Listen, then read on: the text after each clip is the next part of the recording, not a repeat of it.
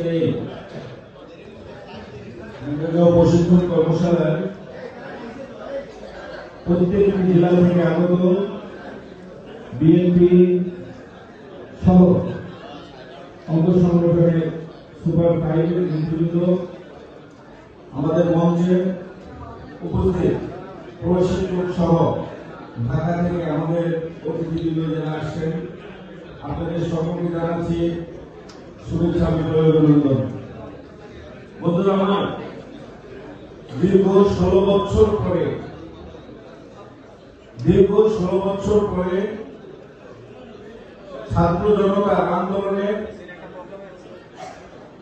আজকের এই পরিবর্তনের পরে নতুন স্বাধীনতার দিনে, নতুন গণতন্ত্রের দিনে আমরা যে আজকে প্রোগ্রামটি করছি, সেই প্রোগ্রামটি আমরা যে করতে পারছি সুন্দরভাবে, ভালোভাবে, যে আমরা সুস্থভাবে যে করতে পারছি, সেজন্য শুকরিয়া জানাচ্ছি আল্লাহর কাছে।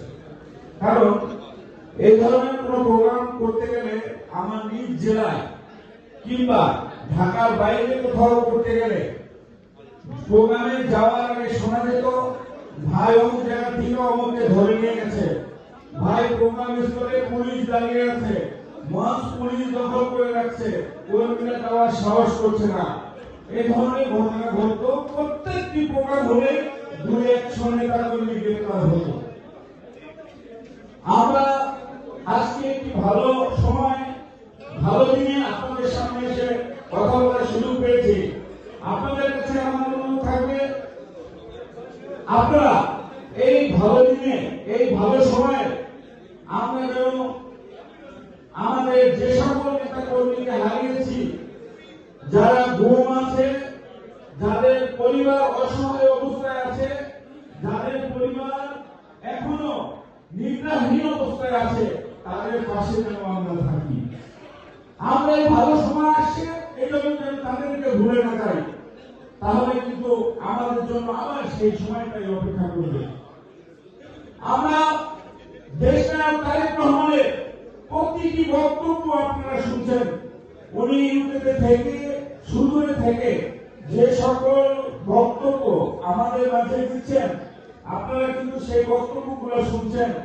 আপনারা বক্তব্যগুলো শুনে বুঝতে পারছেন দেশনায়ক তারেক রহমান কি চায় বাংলাদেশে, এই নতুন বাংলাদেশে তার স্বপ্নটা কি, সেটা কিন্তু আপনারা বুঝতে পারছেন।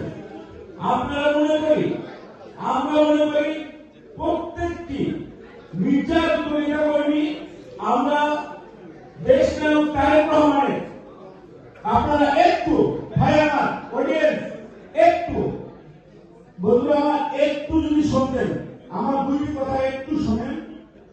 আমরা সকলেই নির্যাতিত, সকলেই আমরা নির্যাতিত, কিন্তু আমরা মনে করি আমি কোন ছিলাম, আমি অনেক নির্যাতিত। আমি যদি চিন্তা করি যে ফেরত আসি নাই, তার পরিবারের কি অবস্থা, তার সন্তানের কি অবস্থা আছে, তার ফ্যামিলির কি অবস্থা আছে, সেটা যদি চিন্তা করি, তাহলে আমাদের যে ত্যাগ, সেটাকে কিন্তু বড় মনে হবে না। যারা আজকে দুনিয়াতে নেই, তাদের কথা চিন্তা করি, তারা আমাদের ত্যাগকে কিন্তু বড় মনে হবে না। আপনারা জানেন দেশনায়ক তারেক রহমানকে কি পরিমাণ নির্যাতন করা হয়েছিল। শুধু ছোট্ট একটি কথা বলবো, আপনাদেরকে একটু শুনতে হবে দয়া করে। দেশনায়ক তারেক রহমান যেদিন পিজি থেকে এয়ারপোর্টে ইউকের উদ্দেশ্যে, চিকিৎসার উদ্দেশ্যে যায় তিনি, সেই দিন আমরা কিন্তু আমাদের অ্যাম্বুলেন্সে থাকার সৌভাগ্য হয়েছিল। আমরা তখন দেখেছিলাম অ্যাম্বুলেন্সে যদি একটু ঝাঁকি লাগে, সে চিৎকার করে উঠতো। তার একটু অ্যাম্বুলেন্সে ঝাঁকি হলে সে চিৎকার করে শব্দ করত, তার চোখ দিয়ে পানি হয়ে পড়তেছিল। তাহলে আমরা মনে রাখতে হবে তার উপর কি পরিমাণ নির্যাতনটা করেছে। এই ফ্যাসিস্ট এখনো কিন্তু বাংলাদেশের মাটিতে আছে, এখনো কিন্তু তাদের পিতার আছে, এখনো কিন্তু ষড়যন্ত্র থেকে নাই। যদি আমাদেরকে জিততে হয়, যদি আমাদেরকে এই ফ্যাসিস্টদেরকে সর্বমূলে উৎখাত করতে হয়, তাহলে একটি সূত্র আছে, সেটি হলো শহীদ প্রেসিডেন্ট জিয়াউর রহমানের জনগণই সকল ক্ষমতার উৎস। জনগণ সকল ক্ষমতার উৎস। জনগণকে গুরুত্ব দিয়ে, বাংলাদেশের মানুষকে গুরুত্ব দিয়ে প্রত্যেকটি পদক্ষেপ আপনাকে পার করতে হবে।